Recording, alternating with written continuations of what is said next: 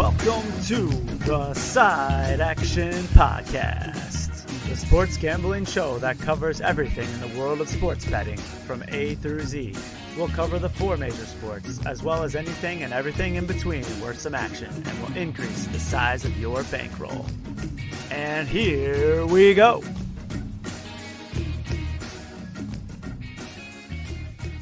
All right. We apparently are live. Welcome to the Side Action, episode 3 of season 6. My name is Jim Weglars, a.k.a. Wegs. You can follow me at Wegspo on Twitter and on Instagram. And I'm Coop. You can follow me on Instagram at Dalton Cooper, on Twitter at Mr. Grumpy Gills at Dalton Cooper. And follow us at Side Action Pod on Twitter and Side Action Podcast on Instagram.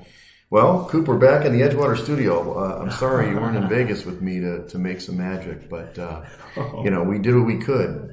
So how was your weekend? It was pretty good. The weather, I'm sure, I think here was probably a little nicer. You probably had a little bit of how was the weather, by the way? Well, it was really hot the first few days. I mean, really hot meaning like 100, which is not that hot for out there. And then on Stadium Swim Day on Sunday, it was a cool 90, but there was no sun. So actually it was good because we'd be cooking at that pool. You know, obviously our primetime Murphy was there with me. We were watching the games, getting excited, we obviously had a lot of craft tables before that, but the weather was great. Okay. How'd the gambling go?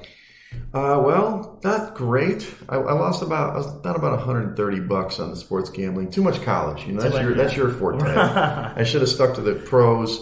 Did great at the crafts table. So basically broke even on the weekend. Heck yeah. Not bad.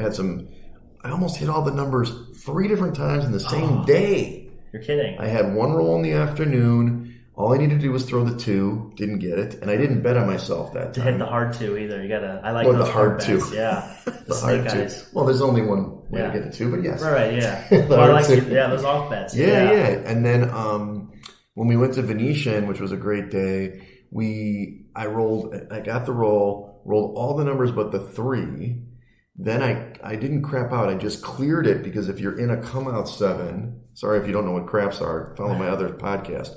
But if I'm coming out, rolled a new point, and then I threw it a 7, and it cleared the whole numbers, right? Right.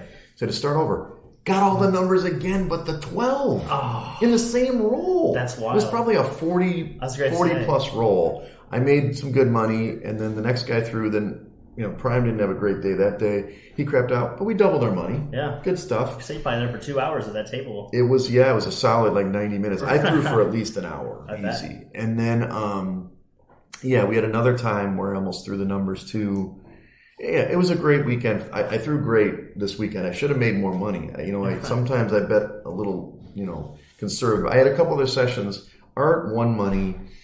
I had a couple sessions where he wasn't there. I'm better when he's there. He pumps me up. He gets me. Yeah. He had a famous story where he lifted me up when I won him $2,000 on one roll. So yeah, the vibes get high. That's what craps is. That's why it's the best game because you can get everybody's on the same team at that point. Team sport. Yes, absolutely. But yes, I know you wanted to ask the question about the Toptional pool. You have it in the notes here. So yeah, a little disappointing. First of all, everybody likes Toptional at some level, but there was a little older crowd maybe in the Toptional pool than I was used to. Should have probably stuck to the Aria pool, which I was at last year. That was a great pool. That was there was tops on that one, and I would take that over the Toptional personally, but still had a great time. Had to fly back in on the red eye Monday and then go to a village board meeting on Monday night. It was not my best, but I feel better now. That's pretty good. Yeah, we're refreshed. It's Thursday night football. That's right. We're taping right now. I guess we're live actually. We are live. The game is going on. We are taping live here. We hit that first. The vibes are still going. I feel like this is gonna be a good weekend for us. You're carrying over our craps luck into football, and it's gonna go right into this Sunday. You got the first touchdown prop on. Yeah, we had a little TJ Hawkins. I got a hot tip. A buddy of mine was. I was debating on which tight end because I like those. Tight end first down touchdown scores on Thursdays. Yeah. So we had Dawson Knox on Thursday for the Bills. That didn't hit, unfortunately. Right. But I'm kind of big on those tight ends on Thursdays. Nice. Good for you. Good for you. So the rest of your weekend, your fantasy teams did well, it looks like. Yeah, fantasy teams are 3-1. Can't complain. I think the one matchup I had was against Tyreek Hill. So we're in trouble there. Yeah, 215 yards. Yeah. Hey, as a fan though, it was a great game for Dolphins. Yeah, fins up, baby. I've come to realize now that everybody's kind of buying into the Dolphins being good, and I've always been so used to them being crap. So I have a hard time betting on them because I'm just like, it's the same old Dolphins. Dolphins. And I'm sure like every other sport, like the Commanders and a few other teams, the Cardinals, a lot of, they expect the teams just to fail. And now I'm on this like tightrope where everybody believes for them to succeed, and I'm the one that's like, oh no, they're going to fail, but yet I'm the fan. You know what I mean? The Dolphins, the 72 Dolphins, they pop it after everybody loses. Come on, I don't feel bad for you. The Bears have won Super Bowl. It was 85. I was alive. I did watch it, but that's been a minute. That's fair. Well, 20-0 is still alive, so the Dolphins, I'm back on that bandwagon. I'm feeling good about it. Yeah, and you got some bowling going. You're in a bowling. We're in a golf league and bowling league. What's the deal here? Oh yeah, so Tuesdays is our bowling league with Irv. Okay, so, obviously, Swerve. Yeah, the Swerve, obviously, as the viewers know him as. So yeah, we're 10-4 on the season. That sounds pretty good. Yeah, we've only lost 1 point each week so far, one game out of 3. So pretty good there. And then golf's coming down to an end. So, but. Hey, we're winning money at the end, so that's what gets it all coming back to the end of the season. So nice. Yeah. And then your college picks. You're just dominating 4-0. Your Colorado, Buffaloes came in. You got obviously -3 Nebraska. I thought Nebraska kind of killed themselves in the first half, but Kansas State -17. Well, you went with a big favorite there. I did. I felt, and they were up 13 at halftime, and I was a little wary, but they came out the first 4 minutes of the second half and scored, and that's when it felt good.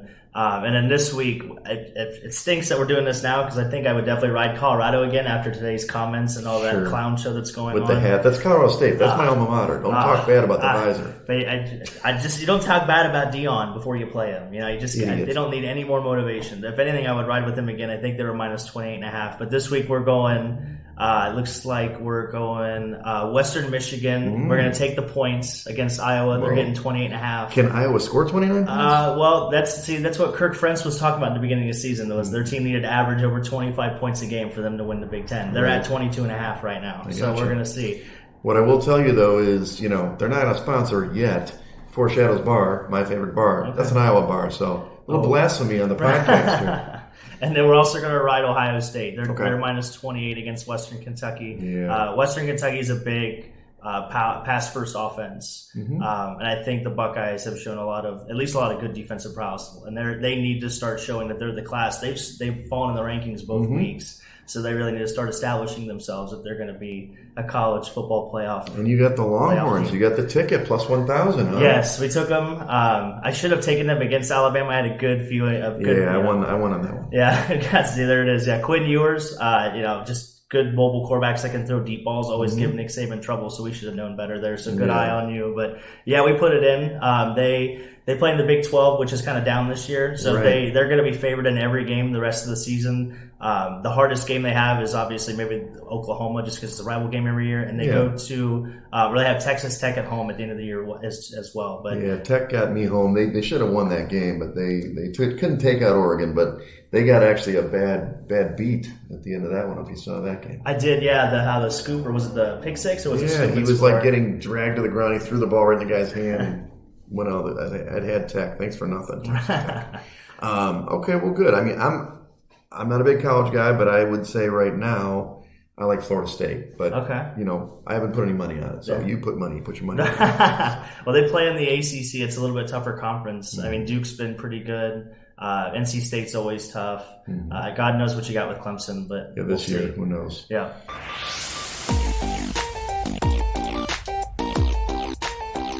All right, well, let's jump into the NFL now. This is an NFL show. Yes, absolutely. Cooper. I will never forget.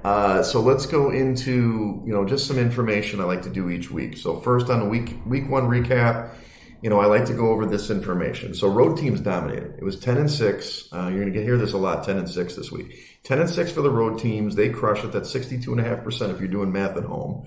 The dogs were barking. They were 10-6 on the weekend, and the unders cashed it at 10. I'm sorry, 10-16. My bad. So 10-6, but yeah, 10 out of 16 or 10-6.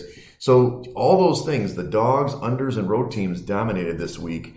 But I will tell you, and I've told you this before, the spread only really mattered in 2 games, which means if you picked the right side, you'd have been fine. Only 2 games, the team that was favored didn't cover the spread. Okay. So what do you think about these stats? I definitely noticed that the unders were hitting quite a bit, especially in that early slate. I was even texting a buddy. It was like, man, why do we even bet games? We should just bet unders. Because and we all know this, that we need to put a note down right now to bet all the unders in the first week. For the first 3 weeks. Because nobody plays preseason. Exactly. So when we should know better. And the bad thing is Vegas is going to be ahead of it next year, I feel like. So we definitely feel like missed out on our chance on that. But that was the biggest thing, obviously. Weather wasn't too much of a factor in too many games, but obviously in that Cleveland-Cincinnati game, I think it played a big factor.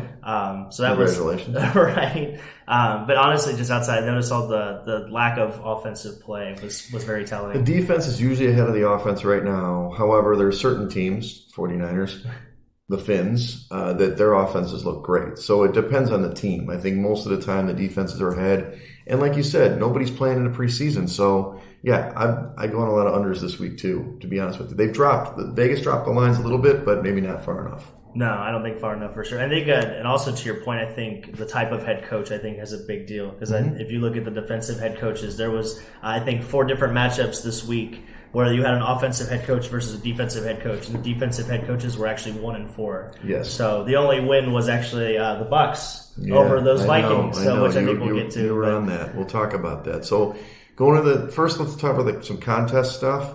Actually, did I jump that? Okay, first let's talk about Survivor. So next year you're going to come out in September. Yes, you got to come to Stadium Swim. It's amazing. We're watching the games. We had picked Baltimore as our Survivor pick. So it was close in the first half. But the second half, no problem. Admittedly, I picked Minnesota in the Survivor for my just little $10 pool.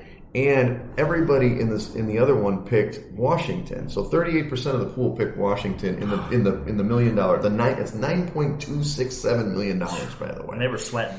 Oh my God, they shouldn't have won the game. I was on both, Arizona for the game and for the money line and the spread on that one. Okay. So we're watching it, and it's just nail biting. Week 1. I mean, can you imagine? I basically get a $1,000 hat. Did you see the hat? I didn't have the hat. I wore it on. The $1,000 hat you saw last week. I mean, come on, man. Like, obviously, Minnesota people, only 21% of the pool got eliminated last week, but that's still a fair amount. It's almost a quarter. Exactly. And our picks, the official picks with Action, we're 4-1. We're 141st place, dude. Wow, that's pretty damn good. That's our best we've ever done so far. Last year we were 210th with the same record. Only 140 people went 5-0. So we'll see. There are 5,300 entries. Okay. So you got to finish top 10 or top 100 to win money, which is tough, or get in the top 5 of the quarter. But anyway, it's still early. We got a long way to go. Well, let's talk about some of these games. Pittsburgh, we all love Pittsburgh. Everybody in the world loved Pittsburgh last week. I don't know what we were loving because they just got taken to the woodshed. They lost 30-7. If you watch the game, it was not even close. San Francisco D dominated. Purdy looked good. Ayuk was awesome. McCaffrey ran all over him. And more importantly, Kenny Pickett sucked. He looked like he didn't play in the preseason. He did play in the preseason. He just didn't play against good defense. It might have been that. Their offensive line play was horrible, too. Obviously, Deontay Johnson getting hurt, even though he wasn't really doing too much. It's still a starting. But yeah, everything was bad. You never just picture a Mike Tomlin team coming out flat at home as underdogs, the beginning of the season. But actually, when I look back at it, too, Pittsburgh has actually lost 5 of their last 6 home openers. They won the one last year, right? Yeah. Well, no, actually, the COVID year was the 1 year they won at home. Was that on the road last year? Yeah, they beat the Bengals in Cincinnati last year. So the only home opener win they've had in the last 6 years has been during the COVID year. So they get off to slow starts at home. We should have done better. The stats department's going to wear that one. Well, they're at home again this week. Oh, man. Yeah, I think I even texted you in the middle of the game. I was embarrassed. That was our one loss in the contest. And it was like, I don't feel bad. Everybody picked him, the consensus, whatever. Well, let's move on. So we also picked Tennessee +3. Now, this was an ugly football game. Again, another money line that didn't come home for Jimmy Wags, but it was the right side the whole way. It's just Tannehill just sucked. I mean, he had 3 turnovers, INTs. New Orleans was able to pull out the game, but we talked about it last week. That Derrick Henry didn't have a great game, but Vrabel controlled the game. Derek Carr made some good throws late to get them over the hump, but this game was 16-15, way under. Carr did throw for 305, but I didn't actually think he looked that good. A lot of people said he looked good. In the moment, he had some bad throws. Tennessee had a chance. Did you see the play where it got called back? That was a key play in the game, actually. New Orleans was going in for, a potential touchdown or field goal, they hit his hand. He came out with an empty hand, but it barely touched the side of his hand. Yeah, I did see they and they ran it back to the house. That would have made it, I think it was 13-6 at that point, or maybe it was. Yeah, maybe it was 13-9 at that point. 13-9. Yeah. So it was 13-6. It would have been 20-6. And instead they got the field goal, and that's the one that got him home. So, anyway, what do you think of that game? My biggest takeaway was how good Tajay Spears is and how often they're giving him the ball. I think by the end of the year that he's going to – they might be a little bit changing the guard with Derrick Henry. That's what was really surprising to me. But yeah, that game – 2 fantasy squads, man. I mean, that game, to your point, it was ugly. There was nothing really to watch with that game. It was a cool I do like Tennessee's color theme with the background of the dome. I think it looks cool, that light blue with the white and the black. You like the light blue? It's just a great color mashup. I think those teams should play once a year just for that color outfit, honestly. I thought, but other than that, there was not a lot to take away from that game. I gotcha. We were also, side action was on Atlanta -3.5 in this game against, obviously Bryce Young in his first start. That was the main handicap, besides I think Atlanta's going to be decent this year. Tight game again. I think it was 13-all somewhere in the, early in the second half, but Atlanta kind of ground them down. Tyler Algiers had a great game. I will say Desmond Ridder looked like shit. So I'm not sure I feel as great about him this week against the Pack, but Bryce Young, first start, unfortunately pedestrian, 146 yards, an interception, or 2 interceptions and a touchdown. And again, I think I even said this in the last episode. The Panthers' defensive line is so undersized. They're gonna get ran on all season. If you see a waiver wire person playing against Carolina in the running back position, you hammer them. Anything like that. Yeah, they were shooting gaps early, but you're right. As the game went on, both Algiers and Bijan Robinson, who both scored in the game, Algiers had 2 rushing touchdowns. Bijan had a short, pass. They did wear him down. Good call. And I think the first pass of the game, Desmond Ridder had the playbook kind of open, and he basically should have thrown a pick six. I don't know if you saw that play, but he threw it right to the DB, and he dropped it. And then after that, it was a lot of pedestrian, underneath. So terrible. I don't know what you're going to get at Desmond Ridder. Well, he threw one up to late in the game. Finally, he threw one up to Pitts, and Pitts had to make the play. It was a terrible throw. And he had to come across the guy and make a great catch inside the red zone. But we'll see if Desmond Ridder, it could go to Heineke, who's the backup there. Yeah. Next game, Green Bay +1. Sorry, Bears faithful. We were picking with our heads on our hearts. This one was close early. It was kind of low scoring in the first half. Clearly the Packers figured something out in the second half that the Bears defense sucks. And your boy, Aaron Jones, you mentioned this on the podcast last week. He went off 127 total yards, 2 touchdowns on Jimmy Wags' fantasy team. And Jordan Love looked decent. He had 3 touchdowns, but 245 yards. Guys were wide open. They were, and they got an early turnover on downs. Mm-hmm. So they got momentum really early. They never let it go. And that, to your point, Jordan Love did look comfortable. His completion percentage was I think just above 50%. It's 54, so it's not as great. But no, he made some good throws. He was good on 3rd and 4th down. I think he was 6 for 6 on those passing downs. So that's good to see. And he usually had a good pocket. They didn't really get to him, which we mentioned, I think, early in the preseason that he's going to have one of the best pockets to throw in all season, even though he's definitely questionable still on his talent. But they're not going to ask him to do too much. If they have that, I was going to say, and their defense looked good. Justin Fields didn't look like he knew what offense they're running out there. You have Chase Claypool, which if he's on the field again this week, I'll be amazed. But he can't block.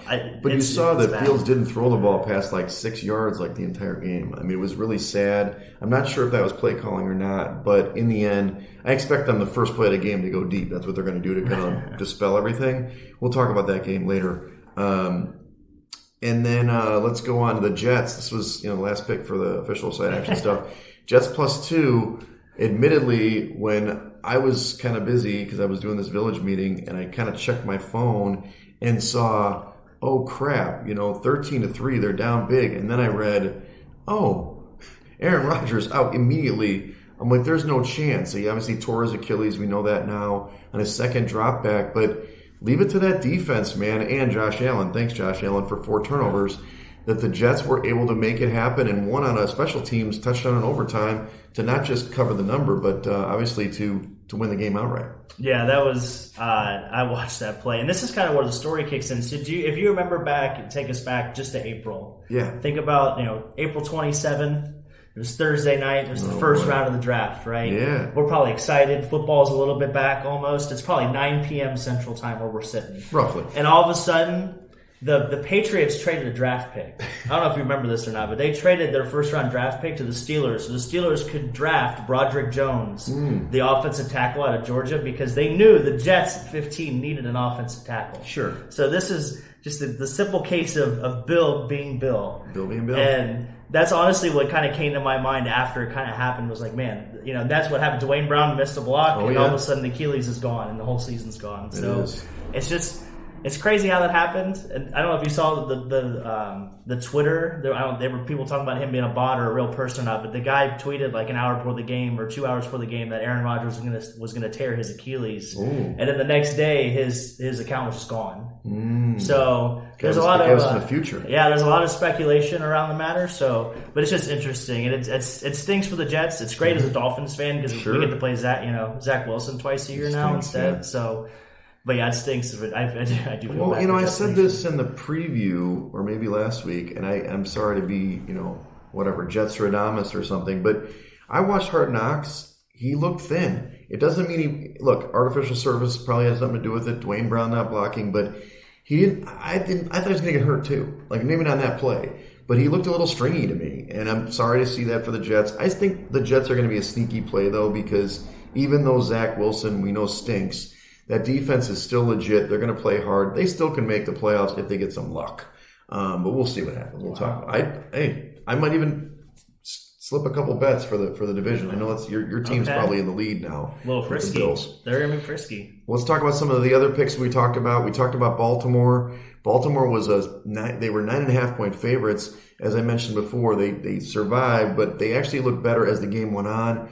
I heard a lot of stuff out of I don't know if Adam Chernoff is the guy that I listen to now on the Simple Handicap. He was talking about under Todd Monken, it's going to take a minute, and even in the game, it took a minute. I don't think Lamar has looked good yet, but they slowly wore down that defense that Houston had, and they won outright, 25-9 easily.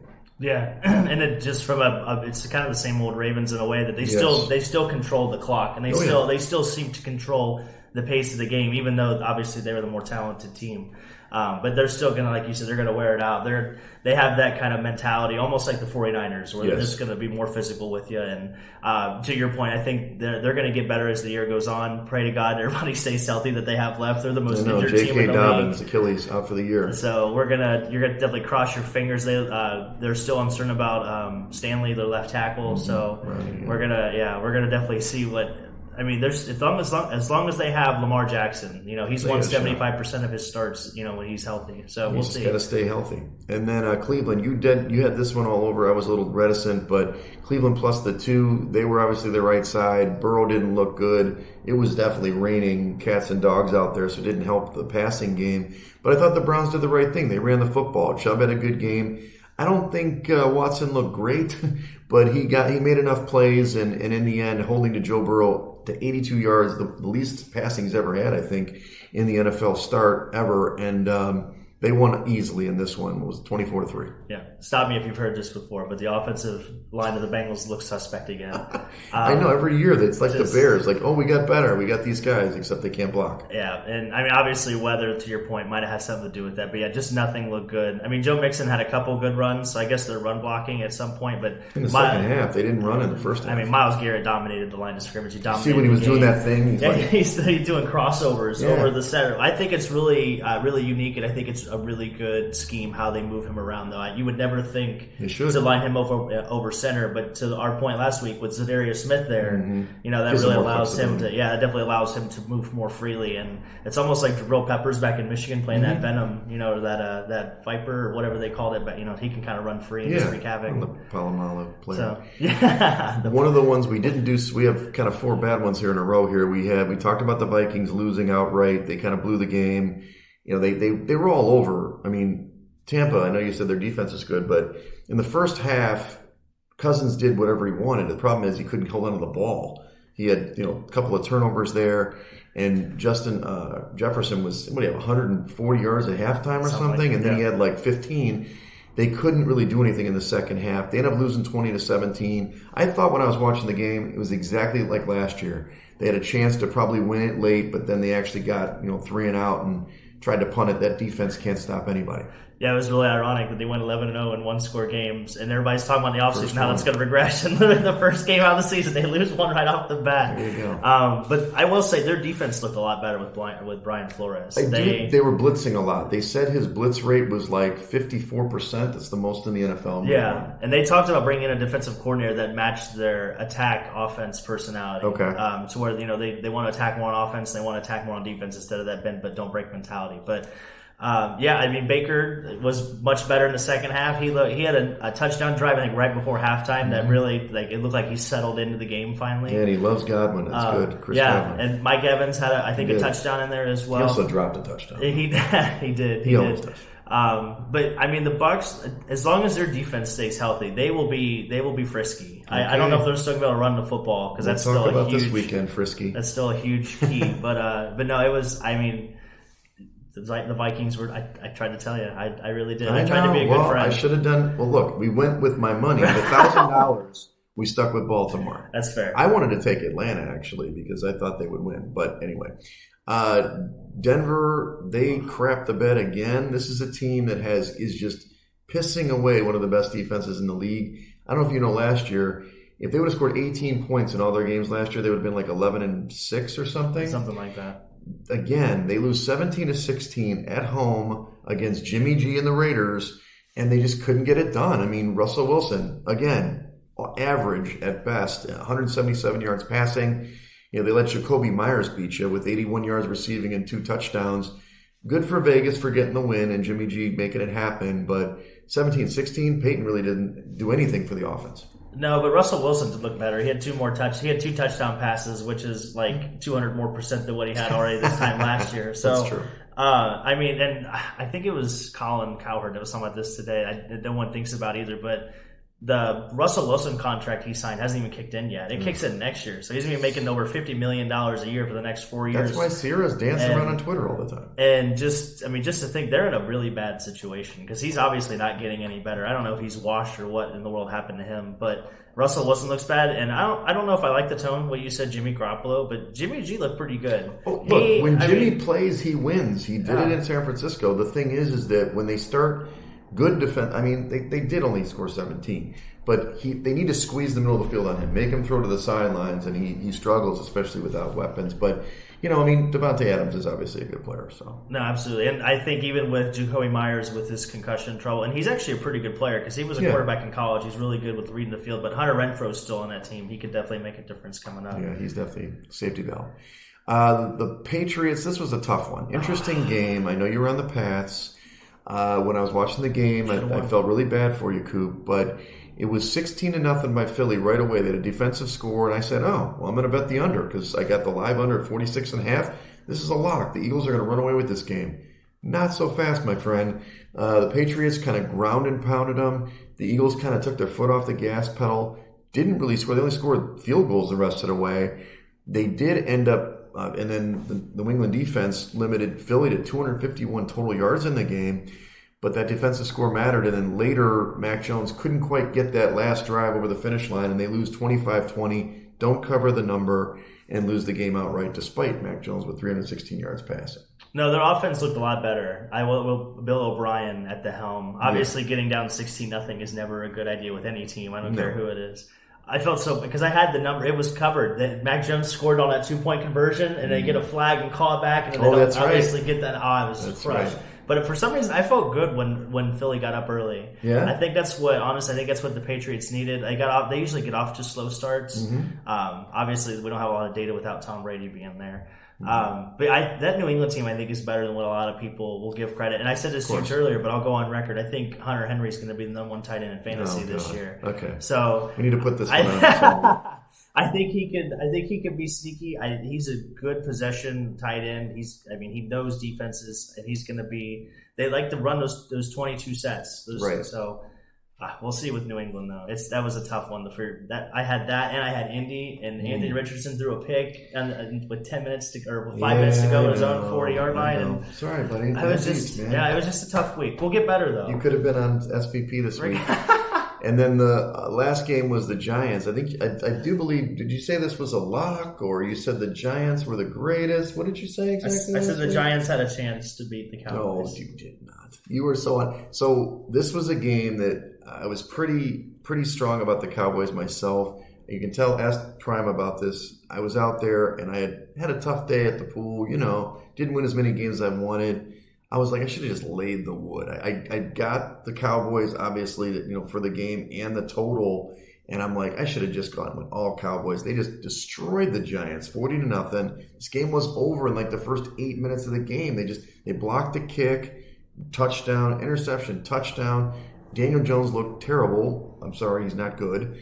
But maybe there's a little silver lining because in the end, as bad as they played, the defense didn't play terrible against the Dallas offense because Dallas didn't have to do much, I guess. Yeah, and Dak only had one throw over 20 yards the whole game. So, just from a Dolphins fan perspective, it was funny that we swapped corners with Dallas, and literally the first touchdown of the season for Dallas is Noah Igbenomany. That sounds good. Yeah, Anemone. No, anyway. But yeah, like you said, it was from the jump. And I was waiting for a text from you, honestly. I was waiting, just waiting for my phone to light up when it was 14-21. I'm like, this is... Well, I was at the craps table at the time trying to throw some numbers, but I kept looking at the TV and I couldn't believe it. It was like, oh, another score. Right. Oh, it's 23-0 now. I'm like, actually, this is crazy. And Daniel Jones just got sacked again. I don't know if you heard that outside or not, but... Sorry, Daniel. Oh man, but it's they got to get up. They got to get right game this week. Obviously, if anything, I think that might help them throughout the season. I'm not done on my Giants slander. That's okay. Yet. We'll talk about the trend in a minute when we get to the game. So let's transition into week 2 now. So in the preview, let's go over the injuries. We do this every week now. We already talked about Rodgers, Achilles out for the year. Who will be the Jets QB? Zach Wilson. There was a lot of speculation. They'll bring back Brady or Rivers or that would be so fun. Kaepernick said he was available. They said no. So did RG3. I don't know if you saw that. Anybody would want to play on that team. They could win a Super Bowl with that defense. But of course, Robert Saleh, Zach's our guy. Good luck with that. He was your guy last year. Chris Jones did sign his deal. I don't know if you looked at this. He didn't really get a great deal, so this holdout didn't really work out in his favor. But he'll be back on the field for the Chiefs. That's essential. J.K. Dobbins out for the year, as we mentioned. Enter in Gus Edwards and Melvin Gordon. Who do you like out of those two guys?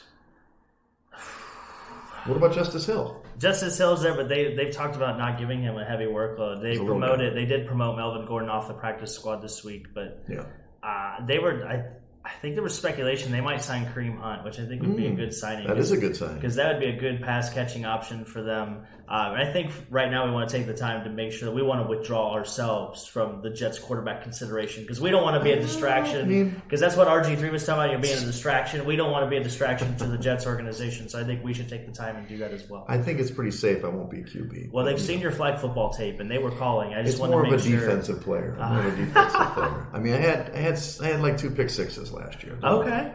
All right, let's go. Christian Watson, receiver for the Packers, was out in week 1. He's quote-unquote trying to avoid IR. I only list this because he's on like all my fantasy teams, this bum. But I don't know if he's going to play this week. It does sound like Travis Kelce wants to play. I heard he was just like badgering the trainers to play last week, but he had that knee issue. He's still questionable. And then another big injury for the Browns now, Jack Conklin, the offensive tackle, he's out for the year. He tore his ACL and MCL. Yeah, that's tough. That's going to be a huge part of their run game. And I don't know if you heard about Travis Kelce, though. There was rumors that he is hanging out with Taylor Swift. I don't know if you saw that or not. Tay-Tay? Yeah. So there was actually some Chiefs fans on TikTok that were talking about how there's a whole plan because Taylor Swift's from Philadelphia and she's trying to infiltrate the Chiefs from the inside out. So so there's a whole big story. I recommend everybody check that out. There's a lot of speculation. My daughter is a Taylor Swift expert. Okay. So I'm gonna cross-check this with my daughter. Yeah. Sophia's gonna tell me if this is true. Yeah, absolutely. Okay, not just that. I want to find out how the good infiltration. I want to find out how good my sources are. So yes, please. Well, let's go into the lines for this week, Coop.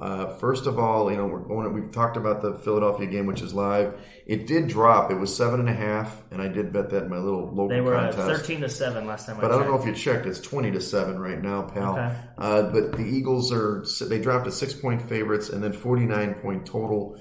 But the money did go to Minnesota in this one. I just don't trust Minnesota against that front.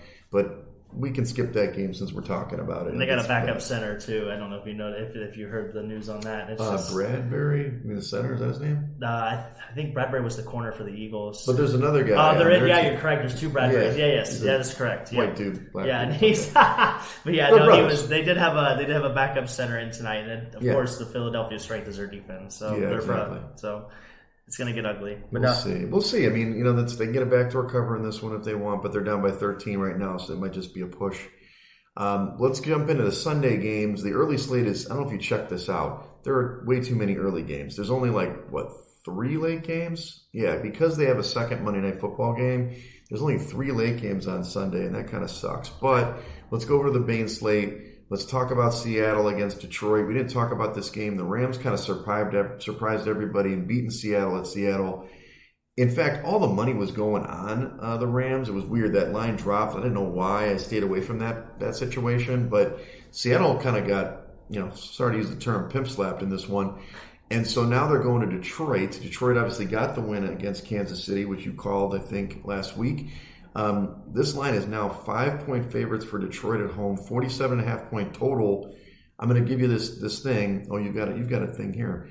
You give your stat first, and I'll give you mine. Well, I was trying to approach this game logically because everything in the world, everything in my being tells me to pick Seattle. Seattle they got embarrassed on TV. They had one first down the whole second half, and I feel like I have the theory of if you get embarrassed, you're probably going to come out and play a hell of a lot better. So I went back and I wanted to see how teams fared against playing Kansas City because they've kind of been the class of the league the last couple of years. So I wonder if those teams will beat their chest. But since 2020, the teams that have beaten the Chiefs the previous week actually are 5-4. That's not against the spread. That's just overall. So there's really no trend there that I was hoping I could find one. Well, that's a pretty good trend. That just means that Detroit, who's supposed to win this game, if they only win five out of 9 times, that's not a good chance. Right. So you're okay. That supports your Seattle. So well, I think Seattle is the number here. I'd love to see it get to 6, but.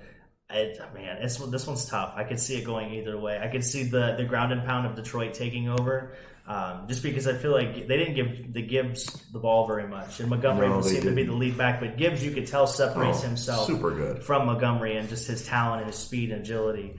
And Dan Campbell's my coach of the year, so I guess I'm kind of going against myself here. But I should have it on the Lions. But I think Seattle's the play here. I really do. And this is going to be a theme for a few of the teams here. Teams coming off a 10-plus, kind of a blowout loss, always cover the following week. That's kind of the thing. I didn't get the percentage. Sorry, Coop. I was busy this week. But I've heard the stat multiple times that applies to several teams. Seattle, Pittsburgh, the Giants. And these are teams that got blown out in week 1. Yeah. I mean, it includes Carolina. Those are the teams that I would target first, and this might be a good situation. I don't know if I'm going to bet on this game, but I think you're right. I think Seattle's the right side. Yeah. Next game we've got, this is an interesting one. The Jets are going to Dallas. Dallas really opened up as a bigger favorite in this one, I think, if I'm not mistaken. Let me double check that. I almost think it opened at 10 because I think a lot of people were talking like if you could get the Jets at 10, you would definitely want to take the Jets, but 9.5. Yeah, so the look-ahead line was the Dallas -3, but then as soon as the Rodgers news, it was 10, but it's come back down to 9 for Dallas, and the totals kind of crashed down to 38.5. I'm still on the Jets here, and this is what I'm trying to say. I think this defense is legit. They're as good as Dallas's defense. I don't know if they can score. But 9 points, you're going to give a great defense 9 points. I think I'll stick with it. So I would be on the Jets side versus Dallas, even though I think Dallas is a really good team.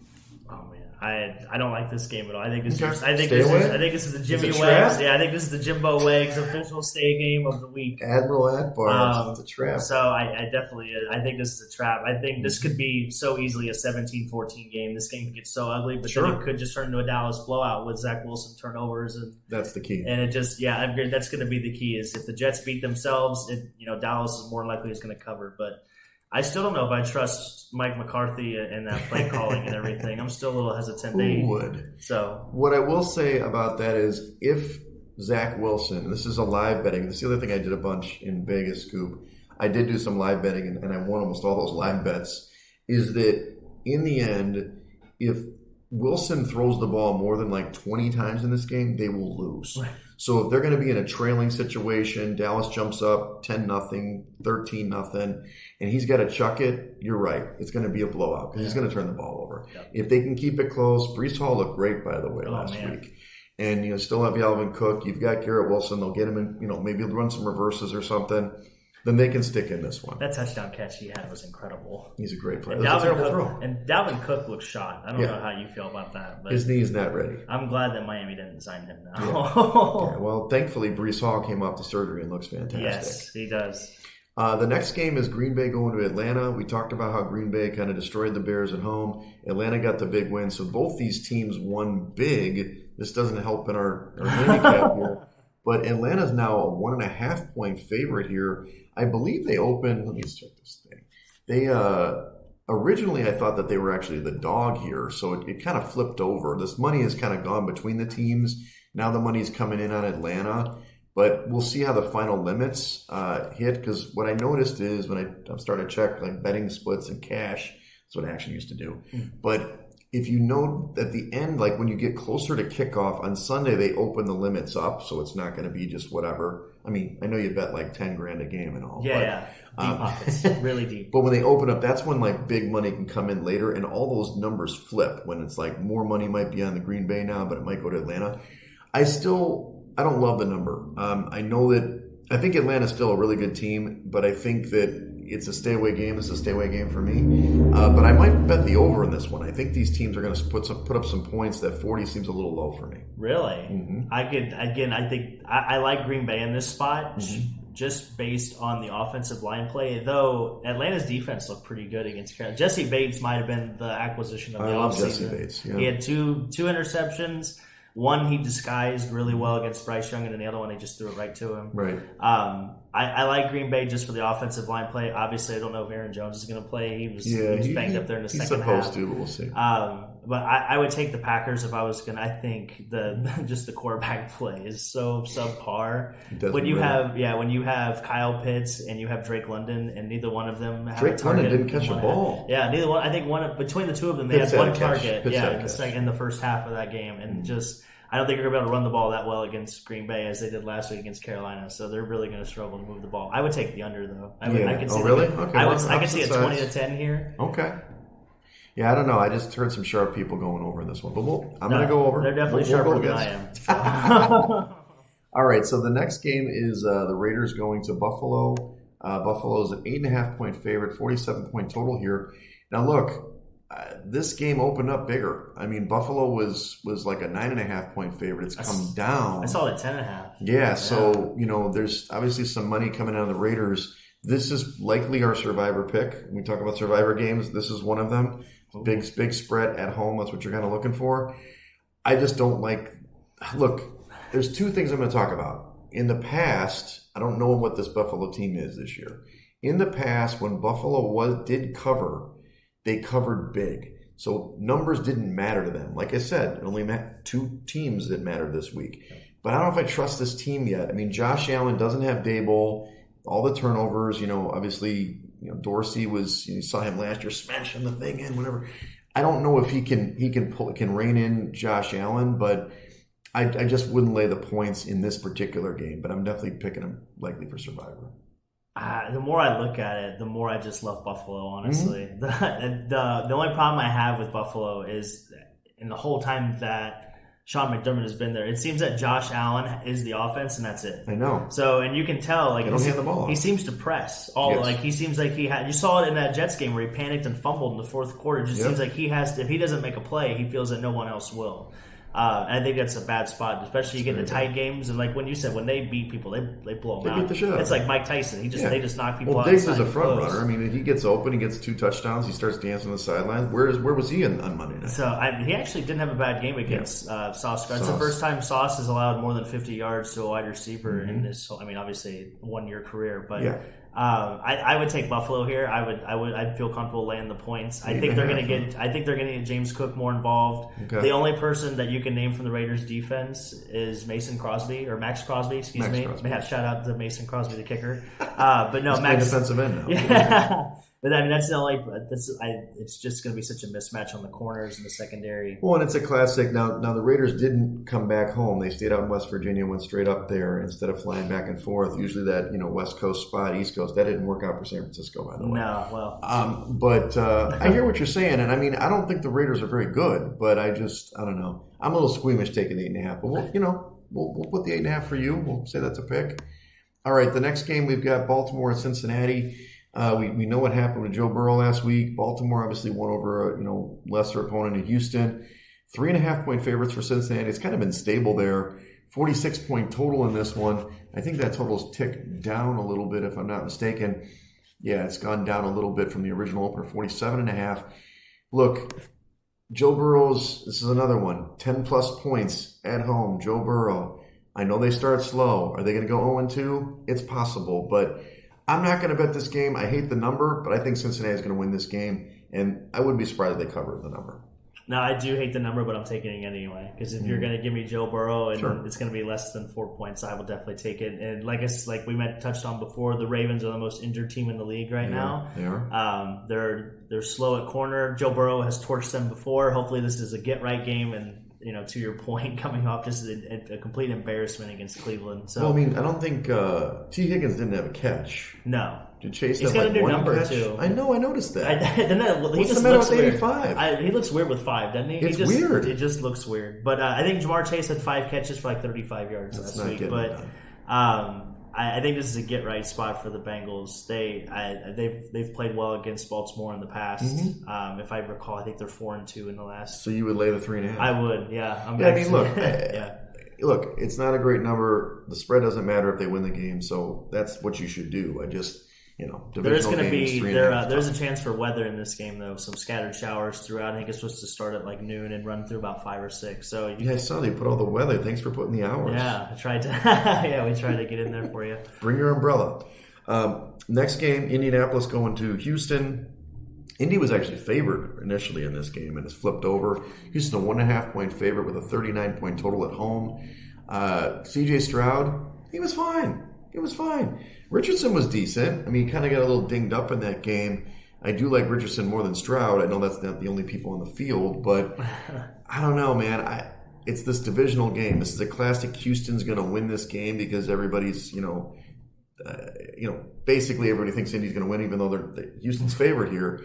I think Richardson's going to play pretty good in this game. I'd probably take Indy in this game, even though Houston's getting the money at this point. I'm with you. It's weird how we're kind of agreeing. In the beginning we were kind of against each other. Now we're with each other. Come on. No, I'm with Indy. I think Matt Eberflus is the best coach, and they actually had a really good. I thought their offense was a lot better than what we'd expected it to be. Obviously, Richardson's going to run. He looks like he's playing Pee Wee football out there. By the way, I don't know if you've seen him. I have him as my fantasy quarterback. Yeah, he's on one of my teams too. Michael Pittman looked really good. I don't know if I actually, like I said, I was watching that game because I took the Colts on that number. But I like the Colts. DeForest Buckner, their defense is still. He made a huge play. That touchdown was great. Yeah, what was it? Tank Bigsby had the Boner of the Week award with that fumble recovery. So we might have to start that, by the way, on this podcast. The Boner of the Week award. And then also children are. Oh no, I put that. Kids can't listen. Right. So. Yeah, he had the fumble recovery of the year so far. But I'm with you. I think Indy's the side here, and I would be comfortable laying it. I would take the over too. I think you're going to see some scoring in this game.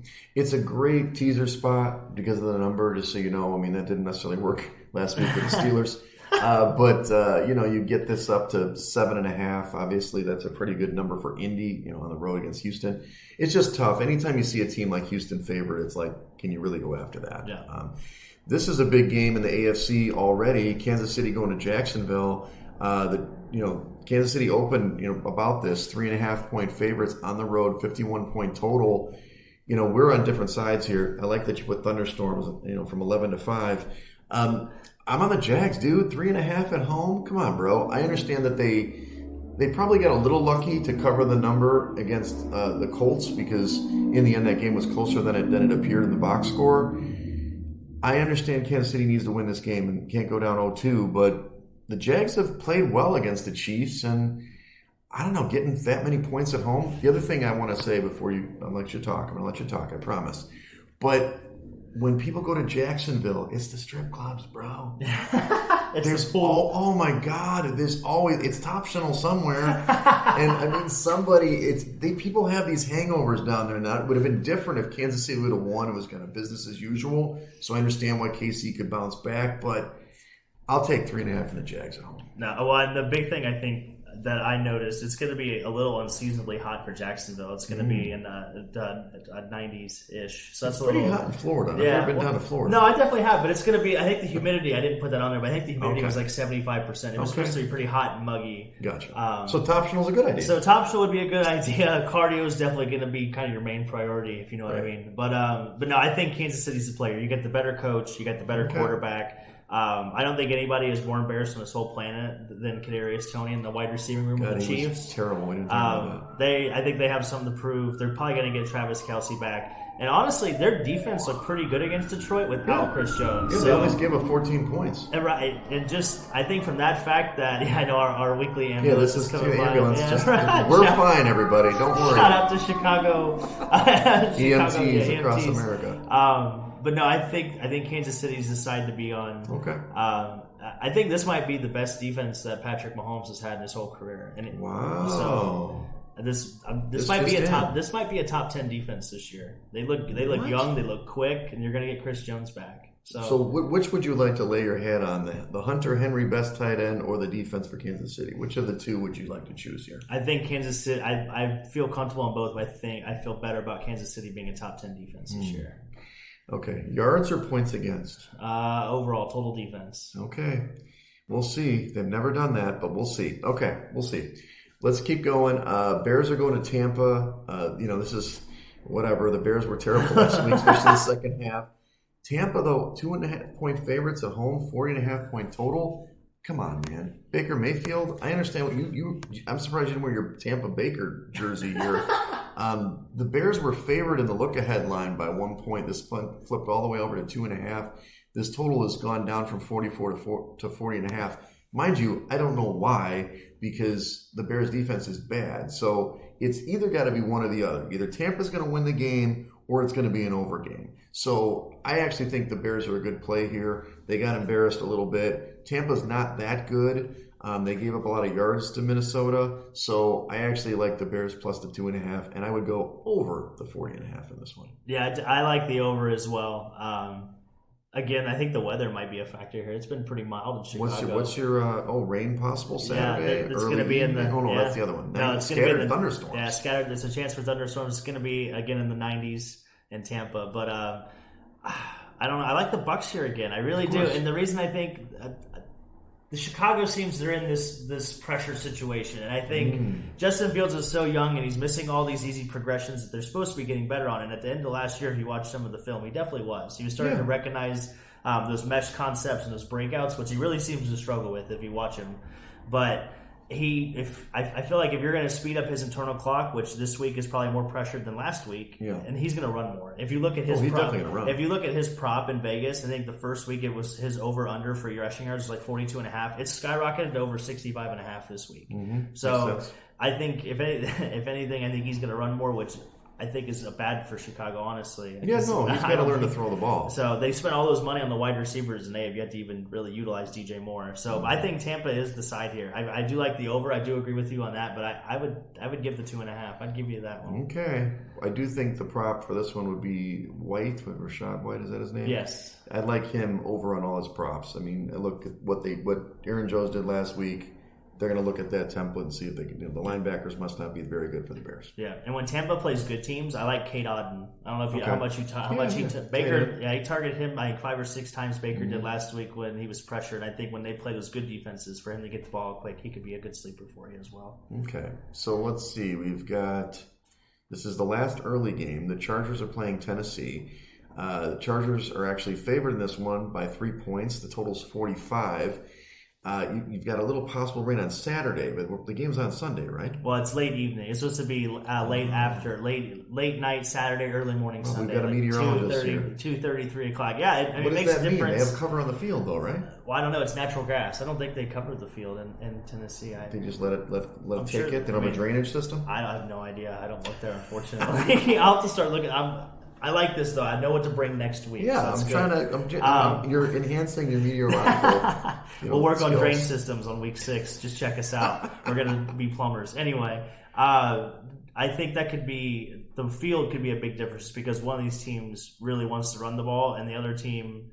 Yeah. I'm all over the Tennessee dude. I don't know what we're getting with They're the Chargers. I mean, obviously their offense is good, but what really I just cannot comprehend how bad their defense is, and they have a defensive head coach, and they still can't play defense. They have like the highest paid defense in the league. They spend the most money on that side of the ball, and Bosa and Mack, they're overpaid, and they want to play man to man against Miami with the fastest person arguably on the planet on the other side. At some point, you got to change the game plan. Right? It just makes no sense. 215 yards. Some of these people take Justin Herbert as their MVP this year. I'm not going to point any fingers, but what a clown! I just can't believe that guy. Here, what I'm going to say is this: Tennessee, early in the season, as soon as they're healthy, that defensive line's pretty nasty. They're going to get after the Chargers with the pass rush, and like you said, whatever. Henry's going to get it. The new guy, Tajay Spears, is going to get the ball. I like this. +3, give me it all day at home. The Chargers going to lose this one outright, probably. Oh, okay. There's my little money line pick of the week. Gotcha. And the under, I would think, for sure. Yeah, likely, because that's the only way that Tennessee can win. All right, there's only 3 late games before we get to the primetime games. We've got the Giants at Arizona. This actually opened up a bigger number where the Giants were like 5.5-point favorites. The total's at 39.5. That's, it's come down a little bit there. Look, originally I put this as the Arizona because they played really well against Washington, especially on defense. But Sam Howell gave them 10 points. Dobbs didn't do anything against that offense or defense. So I'm going to take a little page out of your book that the Giants have a decent defense, not the greatest defense in the league like you talk about, but it's more that they got embarrassed. This is one of those 10-point embarrassed games. They're going to come out and win this game. And I think they're going to cover this number easily. And there could be a nice survivor pick if you want to go on the road. I think, and honestly, if you look at the Giants spread or Daniel Jones over his career, he's better on the road than he is at home. So Apparently. If you're going to take the Giants, you always hammer them as those road dogs. Obviously, they're not dogs in this situation, but you definitely feel comfortable laying that 4 when they're on the road. But Saquon Barkley's going to be where was he last time? I feel like he was the only one that showed up on Sunday night. Yeah. I mean, he was getting killed every time he got the ball, but I think this is a big hammer spot. The biggest concern that I have is Darren Waller can't stay healthy. He's got a hamstring issue. Let me show you my shock face. But they're talking about him having nerve damage in the hamstring, similar to like what Cooper Kupp is dealing with. So, and from a formational standpoint, he makes a big difference for offense. I think the more he's hindered, that definitely does not help them moving forward. Yeah, for sure. But you would lay the points. Yeah, I think the Giants are definitely your play this week. Yeah. Next one is San Francisco going to the Rams. Obviously, Niners starting on the road the first 2 games. That's tough, but they're the team to do it. They're 7.5-point favorites. They were bigger earlier, 45-point total. I think that, let me see what it was. This is live. We're on live, Jimmy Wegs. We're on live. Right there in the middle. Yeah, 42.5. Yeah, so 42.5, but it was. I guess the opener was 4, went up to, I don't know. It's come down from when I first checked it in terms of the spread. Look, the 49ers dominate this matchup. I don't like the 7.5. Divisional road, blah, blah, blah. Divisional home, opponent. But for some reason, Shanahan owns McVay in this matchup. So if I was to take a side, I probably will stay away. I would take San Francisco minus the 7.5. Yeah, it's going to be interesting to see how the Rams wide receivers match up against the 49ers defense as opposed to Seattle's defense. And they look good. And I would stay away too, but I'm with you. If I was to pick, I would definitely. I'd almost take a teaser like up to 10 maybe with San Fran.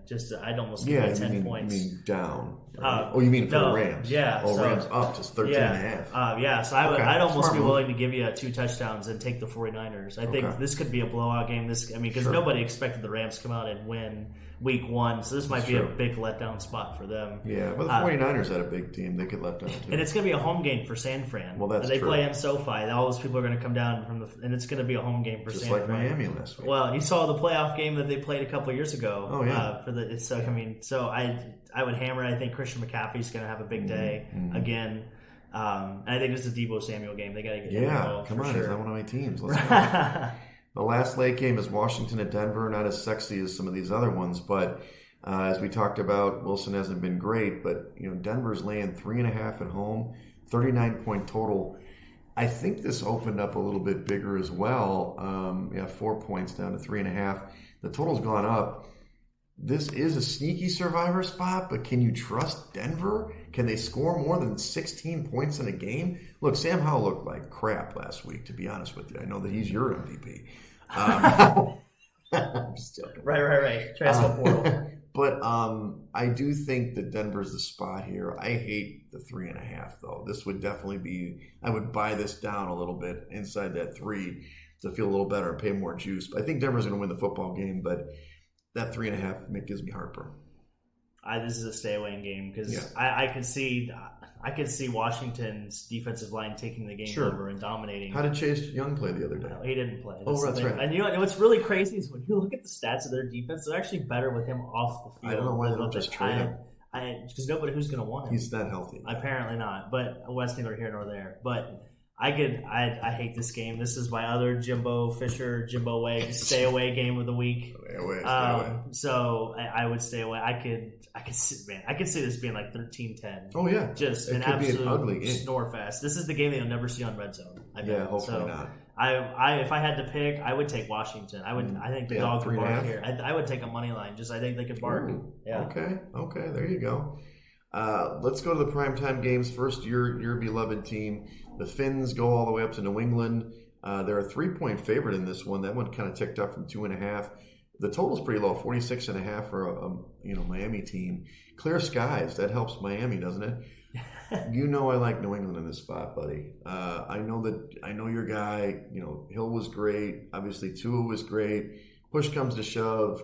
New England's going to have a defensive plan. They're healthy. I don't know about Mac Jones here, but I would definitely take those points at home for New England in the primetime game. Yeah, if I wasn't a homer, I'd be with you. But unfortunately, can't do it. Huh? Unfortunately, the 20-0 can't have. They can't go 20-0 if they don't beat the Patriots this week. So right. I think this is the Jalen Waddle game. I think this is the. They're going to take. Bill's I think going to be taken out. Bill is going to take away the middle of the field because that's where Tua. He likes to throw between the hashes. Everybody on the planet knows that. And he's really good at it. So Bill, I think, is going to take away that part of the field. So I think that's where Jalen Waddle is going to really make a difference. I think they're obviously going to get rid of Tyreek Hill because you can't let that man beat you. We just learned that last week. But I would take the Dolphins here. Tua's undefeated against Bill Belichick in his career. He's 5-0. Really? Yeah. Mike McDaniel is a much better offensive coach, at least, than what anybody on the New England staff is. Obviously, Bill's a really good defensive coach, but Tua's had good success against Bill. And I think Sunday night, down in Miami, they have you feeling really good about what they saw Monday night between the other two teams they're playing in their division. Well, that's true. This is a big game for Miami because you can get a leg up in the division. Because obviously the Jets won, but they're likely going to lose to Dallas, and then obviously you've got the snowball takes off from there. Buffalo already lost, and also get the game out of New England out of the way early. I mean, in the past, they usually have to go to New England in December. Yeah, it stinks. So they're getting it out of the way early, and I think that could be a huge difference coming down when it comes down. So you lay the points? I would, yeah, absolutely. I'll take the Miami. Yeah, I'll give you the 3. Absolutely. Fins up. Yeah, fins up. They're gonna roll in. Did you hear that, Belichick? By the way, did you see he split up? He split from his wife. I did see that today. Maybe he'll be distracted. They're not in Miami. I heard the other good strip clubs were in Jacksonville. I thought they are. They're great in Jacksonville, supposedly. All right, here we go. Supposedly. I've never been, but I've heard it's a the sources. Exactly. I got sources out here. Gotcha. All right, there's 2 Monday Night Football games this week. A little bit weird, and I don't know why they picked the first game here. New Orleans at Carolina. I guess they want to give Bryce Young his first time in prime time. New Orleans open as a 3-point favorite on the road, 39.5-point total. It's 83 and sunny apparently there in Carolina. They do play outside. They do. Yeah. I know, but to me, why the hell are the Saints favored this much on the road? They didn't look great last week. I know that you've got the small defensive line for Carolina, but did New Orleans really run the ball? Maybe they couldn't run it against the Titans. So I would take the points in Carolina in this one, even though Bryce Young's playing in primetime for the first time. I take the favorite. I'm going to take New Orleans here. You're like captain favorite this week. I do. Yeah, I do. I like the favorites this week. You can't wear the pink when you're favorite, dude. You can't do it. I think New Orleans is going to control the line of scrimmage of this game. Okay. They obviously don't have Alvin Kamara yet. I don't think it's going to be that big of a difference. I think they didn't use Taysom Hill too much. Maybe they might start tinkering with him a little bit. They have to do something. I think this was bad. Yeah, I was gonna say just to get something flowing, but Shaheed could be a sneaky play here too. I can definitely see it. And you kind of saw it last year with him and Andy Dalton. He's got next level speed. I think he was a track athlete in college and stuff like fast. that. But like I said, Carolina's defense is that bad, and I think the Saints are favored just because the 3 points is between the quarterback matchup, in my opinion. But this is like they're 5 points better on a neutral, man, or more or less, right? I mean, this is. I mean, you couldn't see New Orleans beating Carolina by a touchdown. No, I don't think they're that good. I know you're on them. That's fair. Well, just the uniform, man. I mean, they're going to be in all white. They're going to be in the white and gold. I thought you liked the blue. Nah, not in this matchup. Have you seen the white and the gold with the Saints? I'm telling you, is it a combination of the colors, like against each other, or just one versus the other? Well, in the instance with the Titans and the Saints, it was the background of the dome. The Superdome's a little darker on television. Okay, I see. And with the white and the blue, and their black and gold, and the darkness of the Superdome, it looked cool on TV. You're like an interior designer with these colors. Trying. What are we talking about with the outfit here? Oh, well, I mean, it's vibrant, right? You brought the light in. I was trying to match with look, you. I got pink. I mean, it's a pop of color. All right, let's get back take to the Saints. Okay, you're in the Saints. I'm against you on that one, but that's fine. I probably won't lay that much points on Carolina. Come on. Nah. All right, so the last game is Cleveland at Pittsburgh. This game used to be a little bit bigger, I think. Pittsburgh's now a 2-point dog at home, 30.5-point total. It was. I guess no, it flipped over. That's weird. So obviously, this look-ahead line was before they got crushed, and then the totals crashed from 43.5 down to 38.5. Look, dude, I like the Steelers here. I know I'm Captain Underdog this time. I'm Mr. Plus money guy this week. I think the Steelers bounce back. I know that Deshaun played okay and Chubb was great last week, but the Steelers defense, they did what they tried to do in that situation in the second half, that it's just Pickett couldn't hit a goddamn player. He couldn't complete a pass in the goddamn game.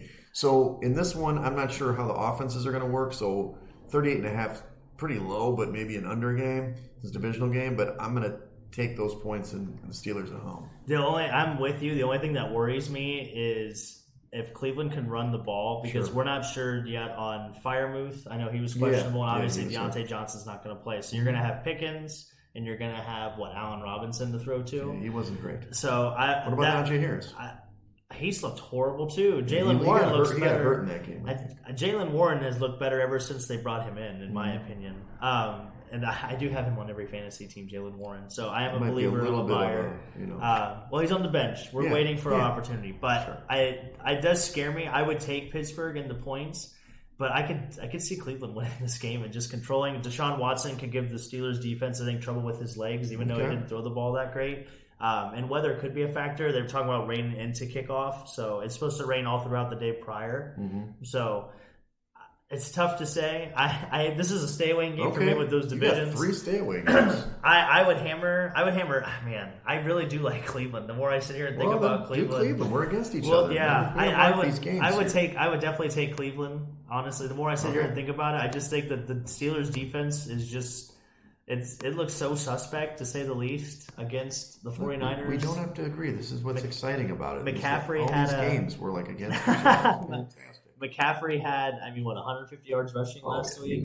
So, they couldn't stop a nosebleed. And they don't have Cam Hayward anymore. He's got a groin injury. He's out for 8 weeks. He's their best run defender. He's a little older guy. So, about that. Look at all these games we don't agree on. Kansas City, Jacksonville. What else did we have? We have a very divided fan base, too. So it kind of checks out. Well, you were in Dallas, too, right? Yeah. Wow. This is amazing. It is amazing. We only agreed on 2 games, but that's okay. That's why we got to do the podcast. That way we can. Well, let's go over my top 5 picks. You have your top 4 for your Beaver Nation. So I like the Steelers plus what? That's what it's called. I know. I just think it's just the way I said it. Okay, Pittsburgh plus 2. Tennessee plus 3, Jacksonville plus 3.5 now. Yeah, baby, give me that hook. And then we've got San Francisco. I had -8, which is -7.5 now. And then the Jets plus, I think it's 9 now, plus 9. So those are your 5 for the week. That's my 5 for the week. Now, granted, they're not our official picks until Action I Talk, but those are my 5 contributors. Okay. And yours are? So we went 2-2 last week, so we're on the road to mediocrity. So this week we're riding with Cincinnati at -3.5. Okay. We're gonna ride together on this with Tennessee at For once. +3.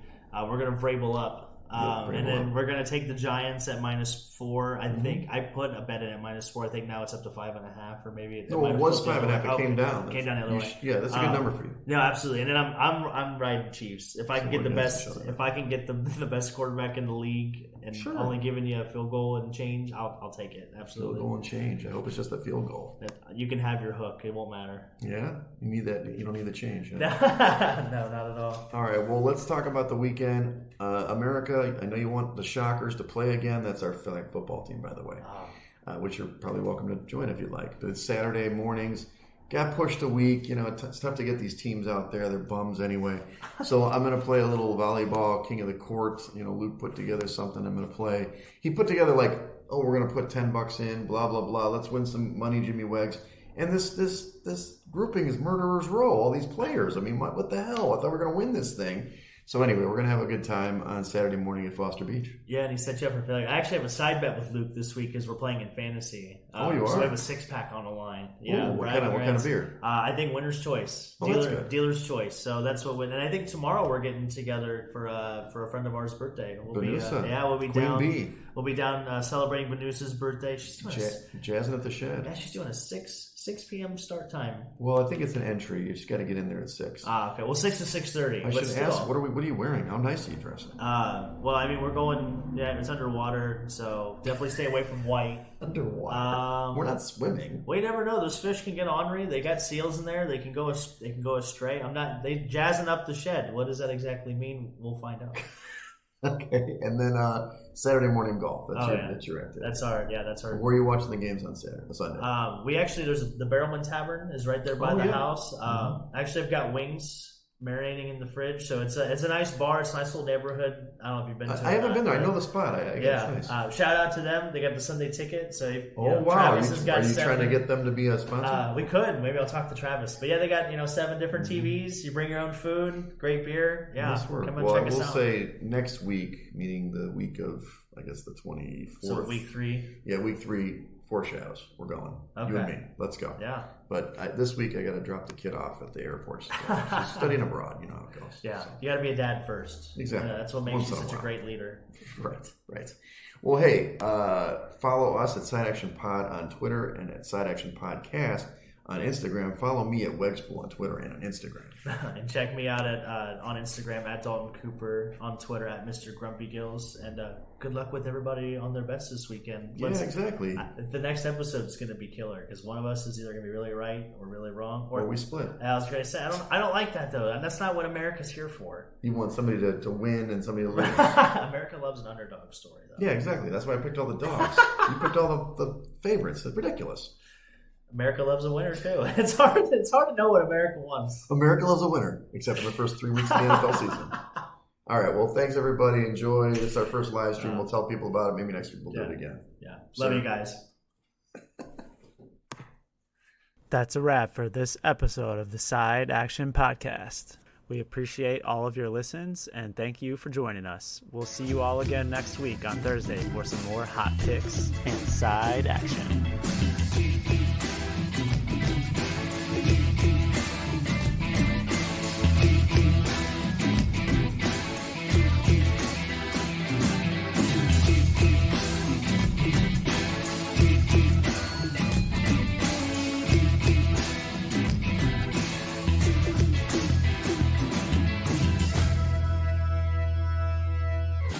Side Action Podcast, its owners and associates take no responsibility for the opinions or statements made by the show hosts or their guests. Statements or show topics are not necessarily the beliefs of this podcast, and opinions between talk show hosts may conflict. Individuals following the advice given on the podcast accept their own risk of losses from wagers made, as the Side Action Podcast, its owners, hosts, associates, or guests will not guarantee any advice given. The opinions and advice given on the Side Action Podcast is for entertainment purposes only. Gambling problem? Call 1-800-GAMBLER. Intro and outro and transition music credits. Song titles: Jerry 5, and District 4 by Kevin MacLeod at incompetech.org, licensed under Creative Commons Attribution 3.0. creativecommons.org/licenses/by 3.0.